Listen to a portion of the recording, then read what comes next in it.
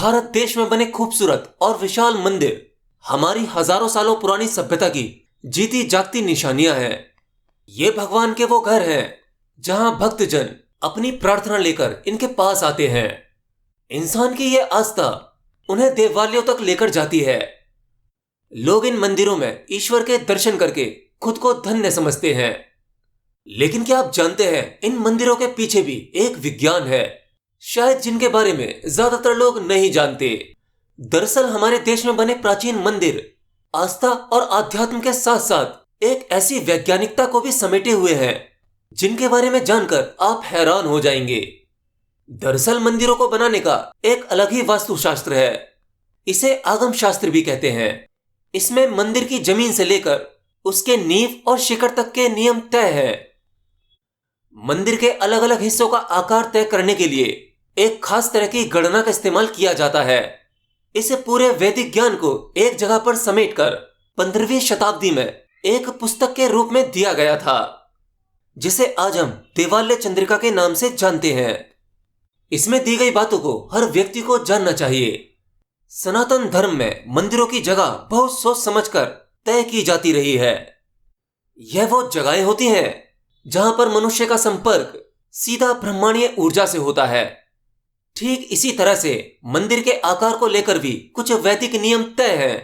आज हम जितने भी प्राचीन सिद्ध मंदिर देखते हैं, उन सभी में धरती की चुंबकीय शक्ति बाकी जगहों के मुकाबले ज्यादा पाई गई है। यह एक रहस्य तो यह है कि हजारों साल पहले यह बात कैसे पता लगाई जाती रही होगी।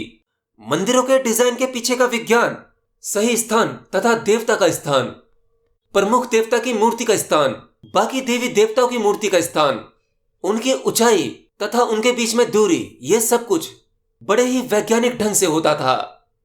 अक्सर लोग मंदिर में दर्शन कर कर बाहर निकल जाते हैं, जबकि कोई भी देवालय यानी मंदिर पूजा पाठ से अधिक ध्यान की जगह होता है। इसके लिए जरूरी है कि दर्शन के बाद मंदिर परिसर में ही किसी एक शांत जगह पर बैठकर कुछ देर ध्यान लगाएं। इससे गर्भगृह में दर्शन के बाद एक पॉजिटिव एनर्जी मिलती है। देखिए, आमतौर पर आप मंदिरों की बनावट देखेंगे तो लगभग एक जैसी मिलेगी। उनका वास्तु एक जैसा ही होगा। उनकी बनावट, गुंबद, इनको इस प्रकार का आकार देना यह बड़ा ही वैज्ञानिक ढंग था। इसका सीधा संबंध आपके भीतर मौजूद ऊर्जा, आपकी चेतना से है। जब किसी मंदिर में मंत्र उच्चारण होते हैं तो उन मंत्रों से निकलने वाली ध्वनि उस मंदिर के आकार में एनर्जी के रूप में स्टोर हो जाती है, जिससे मंदिर में जाने वाले व्यक्ति को भीतर से एक अलग ही प्रकार का महसूस होता है। उसके मन तथा विचार सब में बदलाव होता है। एक व्यक्ति मंदिर में वैसा बिल्कुल भी महसूस नहीं करता जैसा वह बाजार में महसूस करता है, घर में महसूस करता है। मंदिर में आपको एक अलग ही प्रकार की फीलिंग आती है जो आपको भीतर से हील करती है। अलग ही प्रकार की ऊर्जा आप उसे महसूस कर पाते हो। किसी भी मंदिर का कोई घंटा भी किसी भी धातु का नहीं बनाया जाता। इसके लिए भी कुछ नियम तय हैं। आमतौर पर मंदिर के घंटे में कैडमियम, शीशा, तांबा, जस्ता, निकल, क्रोमियम और मैग्नीज की मिश्र धातु का इस्तेमाल होता है। इनका अनुपात जितना सही होता है, घंटे से निकलने वाली आवाज भी उतनी ही दिव्य और मधुर होती है।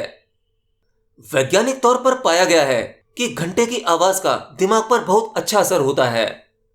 देखिए, मंदिर के घंटे का निर्माण करते समय जब उसमें इन सभी धातुओं का सही मिश्रण, इनका सही अनुपात होता है, तो मंदिर का घंटा बजने के बाद इसमें जो ध्वनि उत्पन्न होती है, ये ब्रह्मांडीय ध्वनि होती है। आप अगर गौर करेंगे तो इसमें एक ओम की गूंज होती है जो प्रतिपल इस पूरे ब्रह्मांड में गूंज रही है।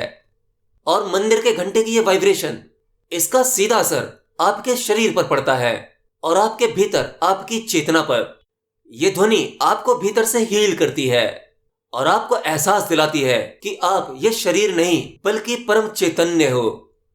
आप स्वयं वही एनर्जी हो, वही वाइब्रेशन, वही शक्ति, जिसका एक छोटा सा नमूना मंदिर के घंटे की इस ध्वनि के माध्यम से आपके कानों तक पड़ा।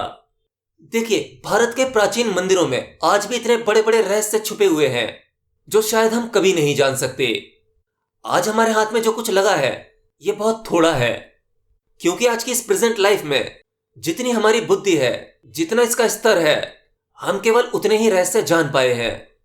और उस समय के लोग हमसे ज्यादा बुद्धिमान थे, हमसे बेहतर थे, इसीलिए वो इन सब चीजों का निर्माण कर पाए जिसकी कल्पना हमारा आज का विज्ञान कर भी नहीं सकता। उनके रहस्य समझना तो बहुत दूर की बात है। एनीवे, आपको भी बड़े बड़े सिद्ध मंदिरों में जाना चाहिए और मैं भी उस अभियान के साथ हूं कि भारत के सभी मंदिरों को सरकार से मुक्त होना चाहिए, क्योंकि आज मंदिरों की परिस्थिति बहुत ज्यादा खराब है। एनीवे, हमारे इन प्राचीन मंदिरों का रहस्य और इनका विज्ञान, इन सब के बारे में मैं अपनी वीडियो के माध्यम से आप लोगों तक जानकारी पहुंचाता रहूंगा।